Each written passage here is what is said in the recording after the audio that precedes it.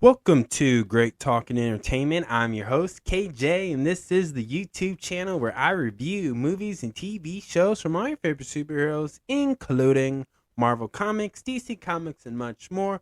Please subscribe to my YouTube channel, Great Talking Entertainment official channel. Now let's go, baby. Welcome back to the YouTube channel, everyone. My name is KJ, and I'm your host. And today is the spoiler review for the new Disney Plus series by Marvel's television production, Daredevil Born Again Episode 1 spoiler review.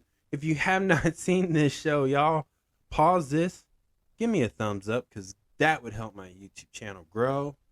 Go watch Episode 1, then come back and let me know what you think about this series so far as Episode 1 has premiered. And let me know in the comments below. But again, this is a spoiler review. Y'all been warned. Now, let's get into it. Episode 1 starts off with a scene as we see Matt Murdock, Foggy Nelson, and Karen back together as they're at the bar having a fun time catching up until this guy named Benny calls Foggy saying he's in trouble, and they have a private conversation. But, Matt Murdock, he can hear it all. He can't see it all, but he can hear it all. And he's pretty much, his life is on the line, and this has caused Foggy to get shot by the one and only Bullseyes, who survived the fall by being thrown off by Daredevil himself. And I thought that was really interesting and shocking moment to start off with this season, is to kill, I would say, a well-loved, beloved character from the Daredevil Netflix series, just to shoot him off. And what a shocker. I thought that was just, oh my gosh, like, what's going on? And of course, it's nice to see Bullseye, but he has yet become to the Bullseyes we know and love, as the costume has not appeared yet. But this is the MCU. Never say never. Now, that's shocking that he survived, but he did have some surgery. And it's not really clear if the Kingpin is involved with it or somebody else, but something's in there, and I can't wait to see it. And again, I was just... Now, this seems to take place before he met She-Hulk, Daredevil, from She-Hulk Season 1, but I'm not sure. Now, they did the 1 year later thing, and things has changed, as we see as the Kingpin is running for mayor, New York misses Daredevil, Bullseye gets sentenced to prison, and we see Matt Murdock and Karen still struggling in grief over Foggy. And we see the Kingpin talking to his staff as they're trying to strategize over the campaign. We see somebody like Shelley, who is pointing out some of the errors that may need to be fixed to help win. And then we see a guy like Daniel Blake, who is young, but he's kissing up to the Kingpin. And basically, we're going to see him struggle being mayor of New York and and obviously just trusting the opinions of people. We see Kristen set up Matt Murdock and Heather Glenn to meet up, who's a therapist, and obviously Matt Murdock's a lawyer, but they do still hit it off, so she's kind of right. And they go on a lot of dates, obviously. And then the people of New York have mixed feelings about Kingpin being mayor, and as Daredevil himself struggles with that. And we see Daredevil and Kingpin finally meet up and have a heated conversation. It starts calm, but they're adding the threats and what's going to happen.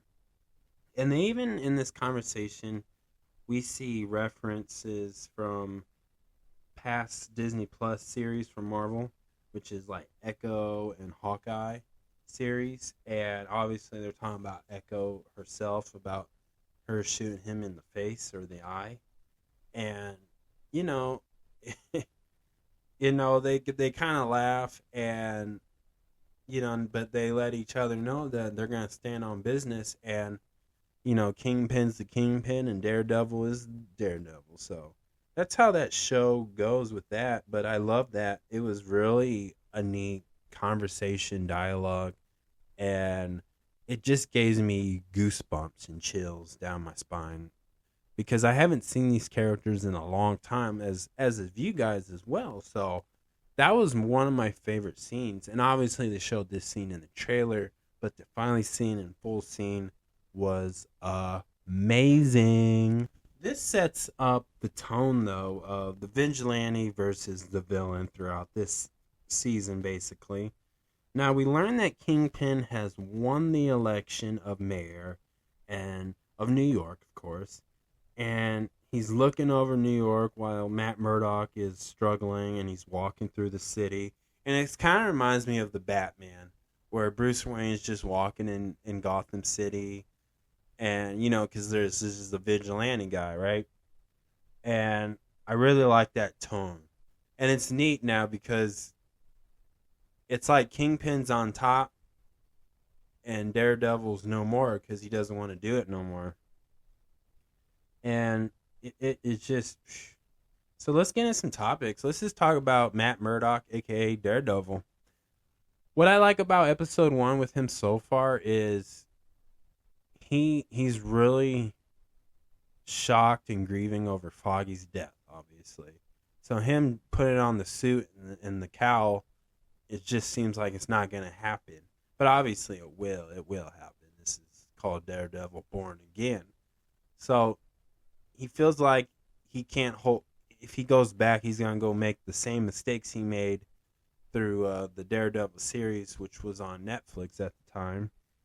And so they always reference that. And this is a lot darker than Daredevil from the Netflix series, but it has the same tone and like camera angles and background, and it has that dark tone, dark and gritty to it. But it does have that MCU feel to it, a lot better than Daredevil season 1, for sure. And we'll definitely talk about that. And I really like where they're starting it off, and I like where they're going. Like, this is gonna be, to me, probably the Marvel show of the year of 2025. I'm pretty sure, unless Thunderbolts can beat this, but who knows. Now, let's talk about the Kingpin, a.k.a. Mayor Wilson Fisk. I like that. Now, they've been teasing him becoming mayor since, I would say, Echo or Hawkeye. And I believe, to me, to see Kingpin, or now Mayor Kingpin, or Mayor Fisk, is really fun now because he's going to clean out the quote-unquote the streets of New York. And it's going to be interesting how he does this. Like, we're going to see him struggle doing the political right thing and going back to the crime. And I can tell already that this is going to be like a parallel between Daredevil and Kingpin. And it's going to be interesting because one's going to be in the spotlight, and one's going to be in the vigilante in the dark. And they're going to fight and battle in different ways. And one's in court, like Matt Murdock, Daredevil, is in court. And obviously the mayor can be in court too, but it's like a parallel path with exists in the MCU. And it gets me really excited to see this. Now, this is in New York, of course. And so whatever happens here, which we'll go to the next topic, is I have to bring them up. Since all these events is going to happen in New York, we got to talk about Spider-Man. And what I think, to me, is I think they'll mention Spider-Man. Obviously not show him because of Sony, right? But I think the idea of it's going to be interesting how Marvel Studios and especially Kevin Feige can, cater to the die-hard fans and plus into the casual fans who may not pay attention to these details. But I think the one challenge is how do these events can cross over into a Spider-Man 4 film, and how can the events in the next Spider-Man film cross over in Daredevil Born Again if they do a season 2 of it. And it's going to be interesting because this is all taking place in New York, right? So the diehard fans are going to notice this, but mostly too, the casual fans will catch on and realize, like, wait a second. So why does not Spider-Man acknowledge Mayor Wilson Fisk, or the opposite, right?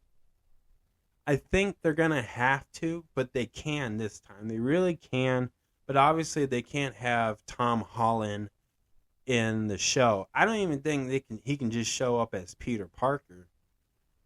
But I feel like they're going to have to find a way and tell a story with it. And I don't know that's going to be a challenge, but the one thing is I think this show is going to be Spider-Man Challenge, because people know that Spider-Man does all his stuff in New York, and they're in New York. So I think, to me, there's going to be a lot of reference to Spider-Man in this show, whether they straight up say Spider-Man or, the webhead, whatever.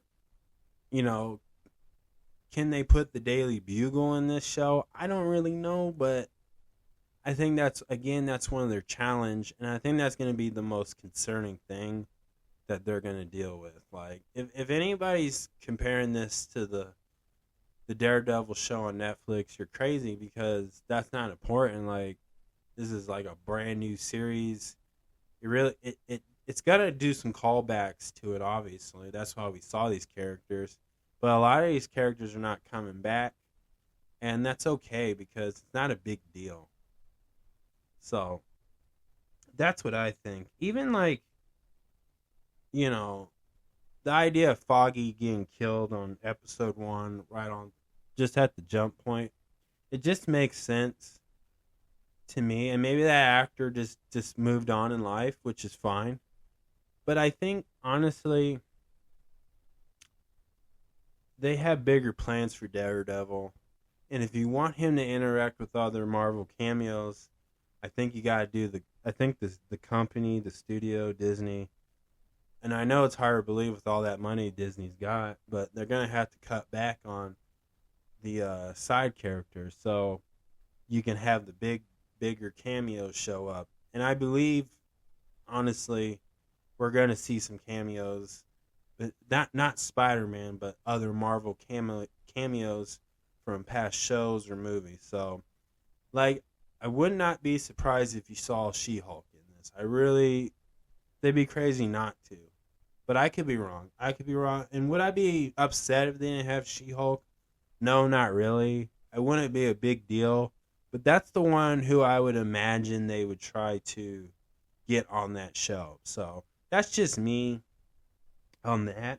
But other than that, I really like it. I like how they set up the tone for this. And I'm really excited for episode 2. So what a great start. I have to give this a 1 out of 10. I'm giving this an 8. Really good. Kind of slow, but it makes sense. And, I like the idea of these two, Daredevil and Kingpin, struggling and resisting their urges within inside of them. Like, obviously, Kingpin wants to be the villain, and Daredevil wants to be the hero. So it's a conflict battle within each other, and they're both. That's why they have that conversation with each other, because they're looking for some type of permission from each other to, okay, yeah, go ahead, cross that line, and you cross that line, and we just get comfortable and be ourselves type thing. So that's what I got of it, and that's what I like about this. This whole series is about these two, and they're gonna focus about these two characters. So I like it. But that's my review, y'all. Thank you so much. Please subscribe to my YouTube channel, Great Talking Entertainment Official Channel. Subscribe, hit that notification button so you can always be updated with all my latest content. Thank you guys, and peace out.